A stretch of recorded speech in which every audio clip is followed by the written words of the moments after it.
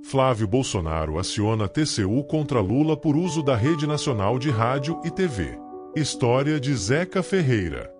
Se manter informado, ter acesso a mais de 60 colunistas e reportagens exclusivas, assine o Estadão. O senador Flávio Bolsonaro, PLRJ, pediu ao Tribunal de Contas da União, TCU, que investigue o presidente Luiz Inácio Lula da Silva, PT.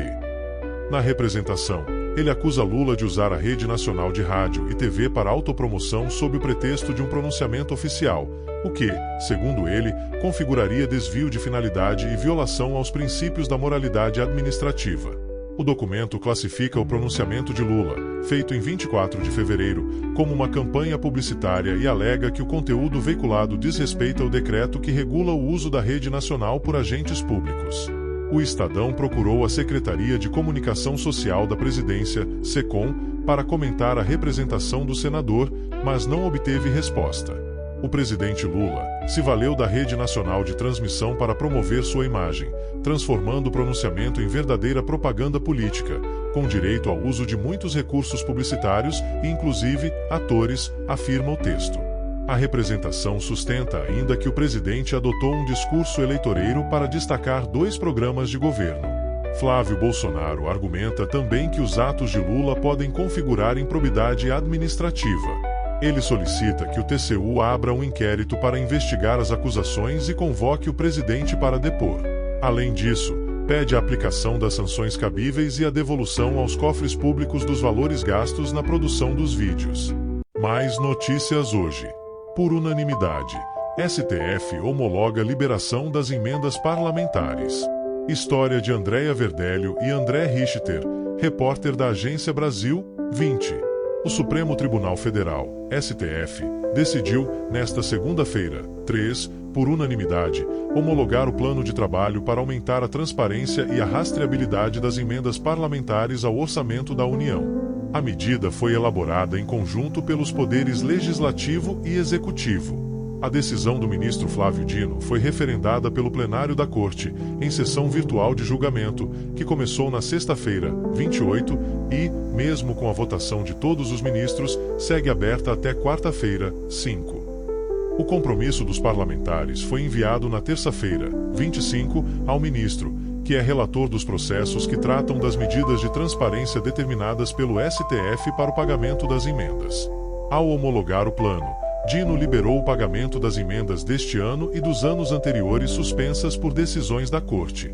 Pelo plano de trabalho da Câmara e do Senado, a partir do exercício financeiro deste ano, não será mais possível empenhar emendas sem a identificação do deputado ou senador que fez a indicação e da entidade que vai receber os recursos.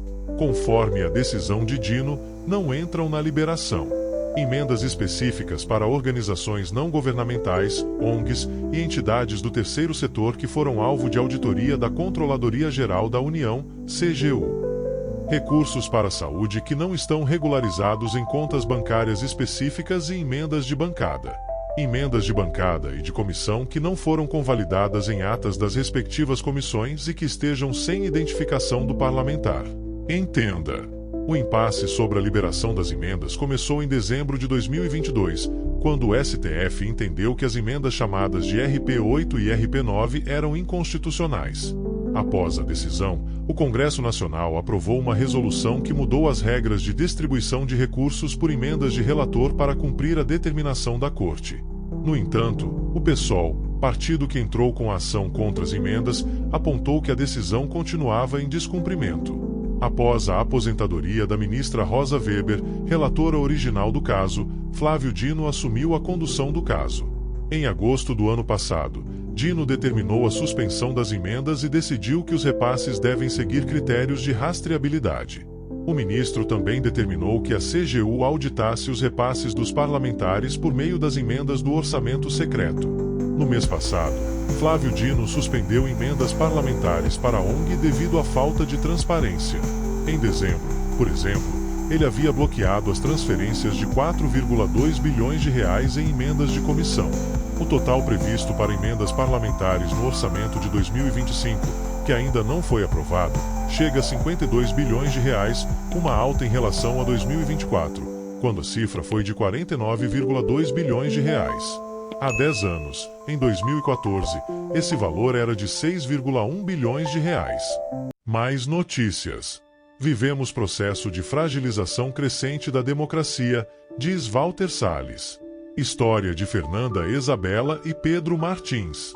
Los Angeles, Estados Unidos e São Paulo, SP, Folha Press. Em conversa com jornalistas num hotel de Los Angeles na noite desta segunda-feira, 3, um dia após ter feito história ao vencer o primeiro Oscar do Brasil, o cineasta Walter Salles refletiu sobre como seu filme Ainda Estou Aqui impactou o público americano, que vê agora investidas do presidente Donald Trump contra direitos humanos. A gente está vivendo um processo de fragilização crescente da democracia, um processo que está se acelerando cada vez mais. O filme se tornou próximo de quem o viu nos Estados Unidos. Isso explica a maneira crescente com que ele foi abraçado nos Estados Unidos, disse Salles, ao responder uma pergunta relacionada à prática das deportações de imigrantes acorrentados. O longa chegou a ser exibido em 762 salas de cinema nos Estados Unidos, acumulando 5,2 milhões de dólares no país, cerca de 30 milhões de reais, e mais 24,7 milhões de dólares, cerca de 144 milhões de reais, no resto do mundo. O filme ecoa o perigo autoritário que graça no mundo todo. A gente está vivendo um momento de extrema crueldade, da prática da crueldade como forma de exercício de poder. Estamos no meio disso e é profundamente inquietante.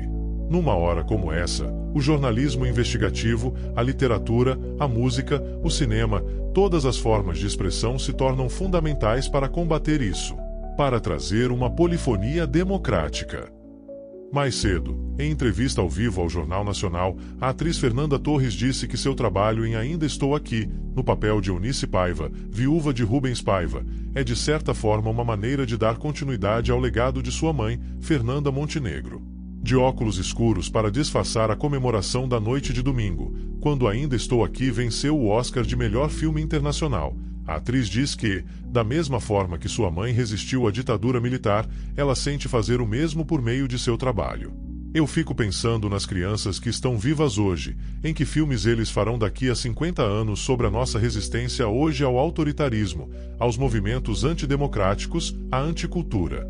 É um filme sobre transmissão e resistência ao longo do tempo. Fernanda Montenegro interpreta a mesma personagem da filha na velhice. Eunice e ficou conhecida por sua luta pelos direitos humanos, depois de se formar advogada, e por sua trajetória para reconhecer na justiça a morte e o sequestro de seu marido por agentes da ditadura militar. Selton Mello, que interpreta Rubens Paiva, acrescentou que o filme segue com temporadas notáveis em curso na França, em Portugal e no Reino Unido, e que o prêmio no Oscar não é o fim de sua trajetória. Um filme dessa grandeza é eterno. Ele continua em cartaz e vai estrear em outros países. É essa a força do cinema. Parece que encerramos o ciclo, mas não fechamos nada. Foi só mais uma etapa. Ainda estamos aqui e ainda temos muita estrada. Mais notícias polêmicas. Mercados afundam-se com Trump a confirmar tarifas sobre Canadá, México e China. História de Tina Teng. Item agora. Os mercados bolsistas mundiais caíram na sequência do anúncio de Trump de que iria aplicar direitos aduaneiros de 25% ao Canadá e ao México, juntamente com taxas adicionais de 10% sobre as importações chinesas. Tanto o Canadá como a China responderam com medidas de retaliação, aumentando os receios de uma escalada da guerra comercial global. Reações do Canadá e da China. O primeiro-ministro canadiano, Justin Trudeau, anunciou que o Canadá vai impor direitos aduaneiros de 25% sobre 155 mil milhões de dólares canadianos, 102,1 mil milhões de euros, de produtos norte-americanos, com direitos sobre 30 mil milhões de dólares canadianos, 19,8 mil milhões de euros, de importações a entrarem em vigor na terça-feira e os restantes em 21 dias.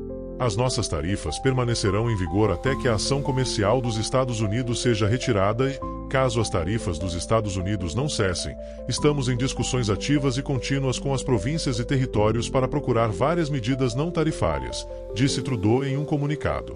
Entretanto, a China anunciou que iria impor direitos aduaneiros adicionais até 15% sobre as importações de produtos agrícolas importantes dos Estados Unidos, incluindo frango, carne de porco, soja e carne de vaca, e que iria restringir ainda mais as transações comerciais com empresas americanas.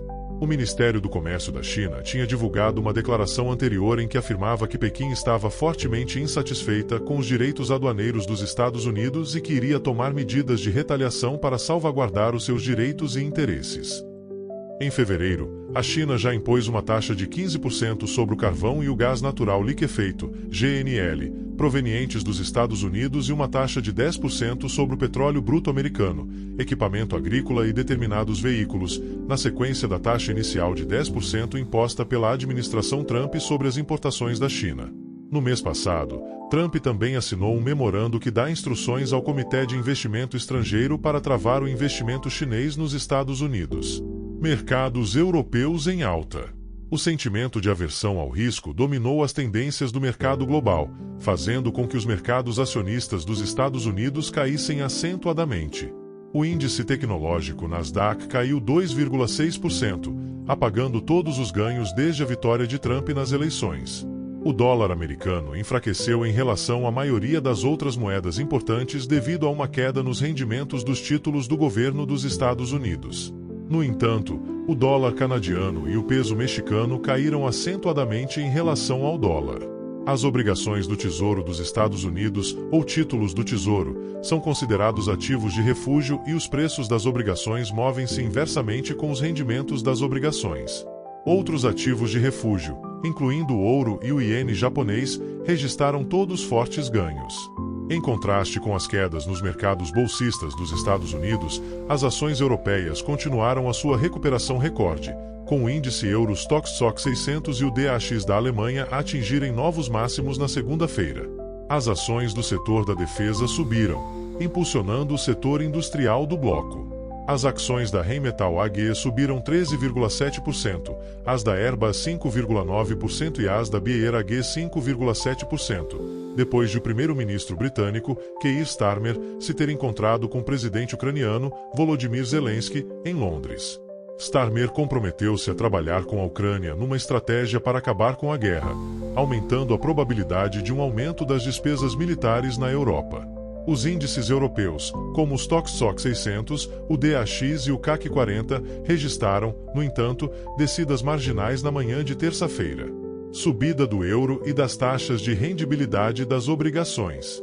No início da semana, o euro fortaleceu-se com a subida da maioria das taxas de rendibilidade das obrigações do Tesouro Europeu, na sequência de dados sobre a inflação de fevereiro mais altos do que o previsto, o que complicou as perspectivas do Banco Central Europeu, BCE, de cortes agressivos das taxas.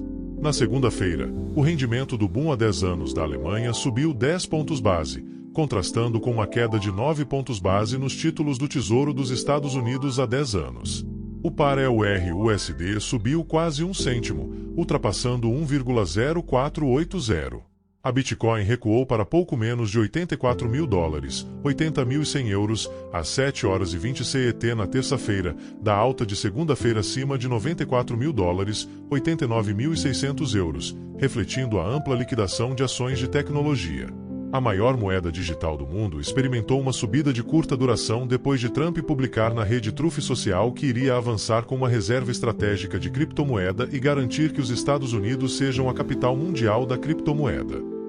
E para finalizar, mais uma notícia. China suspende importação de carne bovina de 3 frigoríficos brasileiros. História da CNN. A China suspendeu a compra de carnes bovinas de 3 frigoríficos brasileiros nesta segunda-feira, 3. As autoridades chinesas disseram que não foram cumpridos todos os requisitos sanitários nos determinados estabelecimentos. Segundo a Associação Brasileira das Indústrias Exportadoras de Carnes, ABIEC, foi iniciado diálogo entre os exportadores, o Ministério da Agricultura e Pecuária, MAPA, e as autoridades chinesas competentes para garantir a rápida resolução da questão. A Administração Geral de Aduanas da China, GAC, realizou auditorias remotas em 3 estabelecimentos exportadores de carne bovina do Brasil, 2 da Argentina, 1 do Uruguai e 1 da Mongólia. Em decorrência dos padrões chineses para estabelecimentos estrangeiros, a importação de carne bovina das plantas dos referidos países foi suspensa. No Brasil, as unidades que tiveram a importação chinesa suspensa são da JBS em Mozarlândia, Gol, da Frisa em Nanuque, MG, e da Bom Marte em Presidente Prudente, SP. As empresas envolvidas já foram notificadas, segundo a ABIEC. A Frisa disse que a ABIEC se manifesta em nome do setor.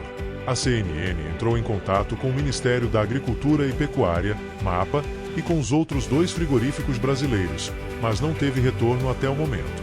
O espaço segue aberto. Veja abaixo a nota da ABIEC. A Administração Geral de Aduanas da China, GAC, realizou auditorias remotas em 3 estabelecimentos exportadores de carne bovina do Brasil, 2 da Argentina, 1 do Uruguai e 1 da Mongólia, este último referente às carnes bovina e ovina. Em todos os casos, foram identificadas não conformidades em relação aos requisitos chineses para o registro de estabelecimentos estrangeiros. Seguindo a regulamentação vigente, o GAC determinou a suspensão temporária das importações desses estabelecimentos a partir de 3 de março de 2025. As empresas envolvidas já foram notificadas e estão adotando medidas corretivas para atender às exigências da autoridade sanitária chinesa. A Associação Brasileira das Indústrias Exportadoras de Carnes, ABIEC, em parceria com o Ministério da Agricultura e Pecuária, MAPA, segue em diálogo com as autoridades competentes para garantir a rápida resolução da questão. Importante destacar que os demais estabelecimentos habilitados seguem operando normalmente, assegurando o fluxo das exportações de carne bovina brasileira ao mercado chinês. O Brasil reafirma sua confiança na robustez do controle sanitário nacional, conduzido pelo Ministério da Agricultura e Pecuária, e segue trabalhando ativamente para solucionar os questionamentos apresentados com celeridade, garantindo a segurança e qualidade da carne bovina exportada. Quem gostou deste vídeo de notícias do dia, deixe o seu like e se inscreva no canal para mais notícias como estas todos os dias. Muito obrigado a todos e bom feriado. Até o próximo vídeo.